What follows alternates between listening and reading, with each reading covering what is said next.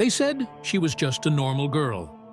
She laughed, played piano, loved her friends, and sometimes lost her temper. She wasn't born a saint, she became one.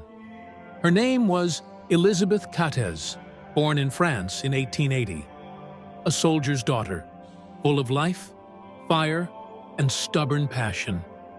As a child, she could be quick-tempered, and her mother often struggled to understand her intensity.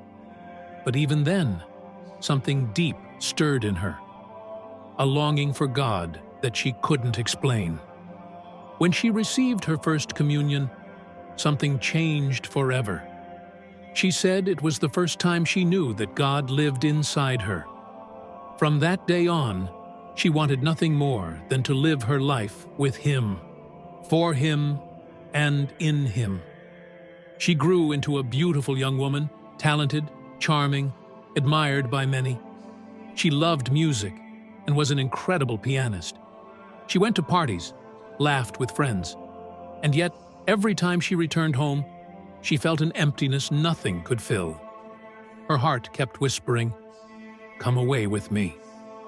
Her mother wanted her to marry, a good man, a comfortable life. But Elizabeth wanted only one thing, to belong completely to God. When she told her mother she wanted to enter the Carmelite convent, it broke her mother's heart. Tears were shed. Arguments followed. Elizabeth waited patiently for years, praying, trusting. Finally, at 21, her mother gave her blessing. Elizabeth stepped into the silence of the convent, and the world outside faded away. There, she found what her soul had always searched for. Not fame, not success, but peace. She took the name Elizabeth of the Trinity, and she wrote, "I have found my heaven on earth, since heaven is God, and God lives in my soul." Before we continue, if this story moves you even a little, please like, comment, "God lives in me," and subscribe, so more hearts can discover the quiet beauty of saints like Elizabeth. Life in the convent wasn't easy. It was cold, strict, hidden. But Elizabeth smiled through it all, her eyes always shining with joy. Then, at just 24, her health began to fail. She was diagnosed with Addison's disease, a painful, wasting illness that slowly drained her strength. There was no cure. Every movement hurt. Even eating became a struggle. But she never complained. Instead, she whispered, "Everything passes.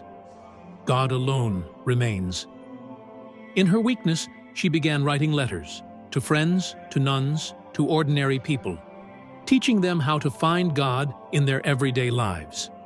She taught that prayer isn't about many words, but about love, about listening, about stillness. Her final months were filled with suffering. Some days, she could hardly move, yet she offered every pain for love of God.